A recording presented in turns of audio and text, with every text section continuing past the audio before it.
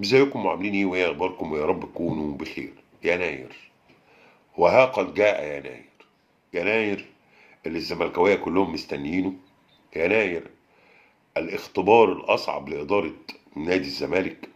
يناير الامل اللي كثيرا من الزملكاويه مستنيينه لتغيير الشكل وتغيير المنظر وحل ازمات كتير في دماغهم. اهو يناير جه، وزي ما كنا بنقول يناير هو اصعب اختبار للاداره الحاليه. أصعب اختبار للإدارة الحالية يناير. بس عشان نبقى منطقيين ومنصفين في الكلام لازم نتفق اتفاق، ألا وهو ما ينفعش بكل المقاييس تقارن يناير بتاعك بيناير في الأهلي. ما ينفعش. ما ينفعش تقارن نادي عنده أزمة مادية فشيخة بنادي عنده رفاهية في الصرف بشكل فشيخ. ما ينفعش. فخليك منطقي وما تسخنش وتعرف الدنيا ماشيه ازاي. ده واحد عنده مصادر تمويل وعنده فلوس رعايه وعنده سبورت فشيخ من كل الاتجاهات، ايش من الخليج وايش من مصر، موال مفتوحه له مغاره علي بابا، وانت واحد بتقضي عشاكنه. ومش عشان برضه نبقى منصفين هنقول مش مشكله المجلس ده ولا مشكله المجلس اللي قبله. يا جماعه المشكله الماديه في الزمالك دي انا حاضرها من التسعينات، وكل المجالس الادارات اللي جت كلهم بلا استثناء ما حاولوش يفكروا في ايجاد حل للازمه الماديه للزمالك، حل منطقي، حل بره الصندوق، حل يعمل استثمار للزمالك انه يعدد مصادر دخله. مفيش. كلهم بنفس النمط على فكره، سلفني ااجل ديون البس ده في طاقيه ده، هوبا يجي اللي بعدي يلبس في الحيط ياخدها ارض مخروبه يبتدي من جديد وهكذا. فانا مش هحط شماعة الديون دي على اسم معين، لا هي كلها تتوارث. الموضوع كلها تتوارث الديون، كلها تتوارث نفس الفكر الغبي في حل فكرة الديون. هو يا باشا. فخلينا نتكلم بمنطق. المقارنة ما بيننا وبينهم في الوقت الحالي مقارنة مش مادية، مقارنة مادية يعني ظلمة، مش هينفع. فانت كمشجع تركز مع ناديك وتسيبك من موسم الانتقالات اللي هيتعمل في يناير عند الاهلي. ليه؟ لان هو برضه بيحضر لبطوله ماديا هتعوضه. اصل انت عندك ايه؟ عندك الدوري ابو 3 جنيه والكاس ابو 75 قرش والكونفدراليه ام 10 جنيه يا سيدي. الاتحاد الافريقي هيدور لك على اي منكش يديك 3 جنيه ويقول لك الباقي مخصوم، انت عملت اي حاجه. انت قلت لي سلام عليكم بصوت عالي فمخصوم منك 7 جنيه. فما ينفعش. ما ينفعش تعمل مقارنه، ما ينفعش. فخلينا في ايه؟ مع الواقع، نتعامل واقعيا شويه. اعزائي مجلس اداره نادي الزمالك، تعالوا بقى نتكلم انا وانتوا كده بشويش وبهدوء، بهدوء، بناء على ما سبق. بناء على ما سبق خلونا نتكلم بعقل شويه. اولا انا مش عاوز اسمع جمله لعيب تحت السن. مش عاوز اسمع او اقرا خبر ان الزمالك جاب لعيب تحت السن، لان انت تجاربك كلها مع اللعيبه اللي تحت السن دي تجارب فاشله. سواء متيابه او سيدي بابا نضاي او الواد اللي بيرقص معانا في الاحتفال، كلها تجارب فاشله. فما تحرقش على الفاضي. عشان بيتفهم غلط. عشان الصفقات دي والله الناس بتفهمها غلط. فده مبدئيا. اولا مش عاوز اسمع حاجه اسم لعيب تحت السن، وسيبك من العيال النصابين ولاد الاحبه اللي على السوشيال ميديا بتوع ده لعيب جامد ده لعيب بيطير. دي شويه نصابين ولاد احبه اصلا كلهم. شويه نصابين كلهم خريجين معهد سكروته، واللي جامعه عماليه جنوب الوادي، وعشان جاب له سبوره ابلكاش ناعم. اه والله، وحط عليها كام كازوزه والمغناطيس الملونين وقعد يقول لي ده جناح طاير وده ديفندر بروفايل فايتر. دول شويه نصابين فما تصدقهمش. فمبدئيا زي ما قلت لك مش عاوز اسمع جمله ايه لعيب تحت السن. ده اختراع فاشل انت بتعمله. نمره 2، بص، اللعيبه المصريين اللي ينفع تجيبهم يا اما من الاهلي يا اما من بيراميدز يا اما من سيراميكا يا اما من زد، والاربعه مش هيدوك لعيبه. ففكك، ما تحرقش على المكنه على الفاضي. انا مش عاوز لعيبه مصريين.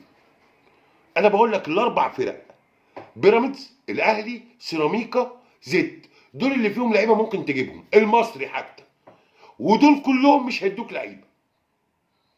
محدش فيهم هيديك لعيبه. اشتري مني.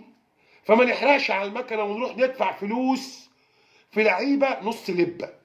شغل يا ابو قرش وقرشين في اللعيبه المصريين، وان انت شايف ان في امل وفكك بنك اهلي وفاركو والكلام العبيط ده بلاش منه. فلوس رايحه على الفاضي. لو هتعرف تجيب من اللي انا هات بقى من الاهلي، هات من بيراميدز، هات من سيراميكا، هات من زد، هات من المصري. 5 فرق فيهم سكواد قوي، وريني هتاخد منهم ازاي. مش هيدوك. فانت ما تحرقليش في لعيب مصري غير في ال5 فرق دول اللي يتجاب منهم لعيبه. غير كده فكك. انت ما معكش فلوس، والجنيه بتاعك عزيز عليك. الجنيه بتاعك عزيز عليك، فما يدفعش في اي كلام. نتعلم بقى من ال 14 صفقه اياهم اللي احنا جبناهم. نمره 3، انا مش عاوز اسمع كلمه اعاره من انبي بعد اذنك. بعد اذنك. غير ان هما بيشتغلونا في العقد مبسوط قول لي كده، جبت مين من انبي ونفع؟ من ايام اسلام عوض، مصطفى شلبي، زياد كمال، حتى الواد الكويس يا عيني مصاب مبسوط له. فجو الاعاره اللي ب 7000 مليار من انبي، ولو جاب جون نديله نص فدان، ولو خدنا بطوله ياخد الورث، الكلام ده يا عم مش عاوزينه يا عم. مفيش بند اعارات، ما تعمليش اعارات يا عم. ما تعملش اعارات من انبي يا سيدي. ربنا يخلي لهم لعيبه، هما ما بيشتغلوش حد في مصر غيرنا. رابعا، انت محتاج 3 لعيبه، ديفندر ووينج ومهاجم. ازيد من كده انت مش محتاج. على الوقت بص، يعني مستقبلا انت محتاج، لكن دلوقتي في ازمه ماديه انت محتاج تدفع مستحقات، ومحتاج تجدد، ومحتاج تجيب لعيب. فانت مش محتاج غير 3 لعيبه. فبعد اذنك اللعيب اللي انت هتجيبه، هات المكنه اللي انا عارف انها بتطلع قماش. انا مش في حمل ان انا اجرب. انا مش في حمل اجيب مكنه يا تطلع قماش يا ما تطلعش. فانت محتاج حد يكون فاهم الزمالك، عارف جمهور الزمالك، عارف يعني ايه دوري مصري، عارف يعني ايه افريقيا، عارف الكلام ده كله. فانا عندك المواصفات دي بناء على رايي. لو في حد تاني قوله. طارق حامد ديفندر، عايز بن شرقي هات وينج، وشوف لك مهاجم افريقي. انت محتاج ال3 دول. ما تروحش تحرق على المكنه على الفاضي وتدفع فلوس على الفاضي في لعيبه لسه بقى ايه، اصله متاقلم غير متاقلم، لا لسه ما خدش على المناخ، لا اصله اصلي، لا ده انا بنشوف فكك بقى من الكلام ده. فكك. المفروض التجربه بنتعلم منها. بسم الله ما شاء الله، تجاربك الفاشله جميله. انت جايب 14 لعيب، ما بننتفعش منهم غير ب4 لعيبه ولا 5 لعيبه. فانا عاوز لعيب يكون جاهز، انا عارف انه جامد. انا مش ما عنديش رفاهيه اني اجرب. ما عنديش. انا عاوز حد ينزل ينفذ. 3 لعيبه. انت محتاج 3 لعيبه. انت مش محتاج 15 لعيبه ولا 10 لعيبه ولا كده، هم 3 لعيبه ديفندر ومصريين. لا يعني هات طارق حامد، هات بن شرقي، هات لك مهاجم افريقي. بس ناس احنا عارفينها، ناس ان عارفين ان هي هتنزل تلبس شورت وفانيلا وتنفذ. لو في حد على نفس الكواليتي دي هات يا عم، مش شرط دول. اطرد كل المحترفين اللي عندك باستثناء المسدوس يعني. انت ما عندكش محترفين، اطرد يا باشا. صفي بقى. مشي بقى الاشكال اللي ما يعلم بها الا ربنا اللي عندنا. مشي. فانت محتاج 3. سيبك من التفصيل وادفع سنه زياده واشتري جاهز، هيوفر لك وقت ومجهود. احسن ما تروح تعمل اعاره للعيب مصري يكلفك ملايين الملايين، وكل ما نجيب جون ياخد مكافاه هو وناديه، والكلام الفاضي ده بقى. نتعلم من التجربه. اوعى تقع في الموسم. بص، اختبار يناير ليك حاسم. اختبار يناير ليك هو حاسم فعلا، هو حاسم جدا. مش حاسم كفرقه مش حاسم كنتائج، لا لا لا لا، هو حاسم فيك كاداره، كفكر اداره.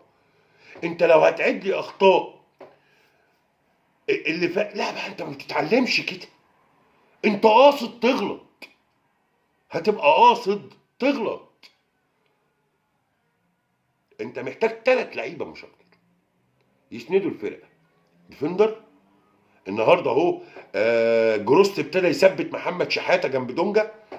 انت عندك عبد الله، وعندك حمدي المصاب هيرجع، وعندك ناصر ماهر. محتاج واحد زي طارق حامد، محتاج وينج بن شرقي لو تعرف تخلص فيه، او حاجه بالكواليتي ده خلص.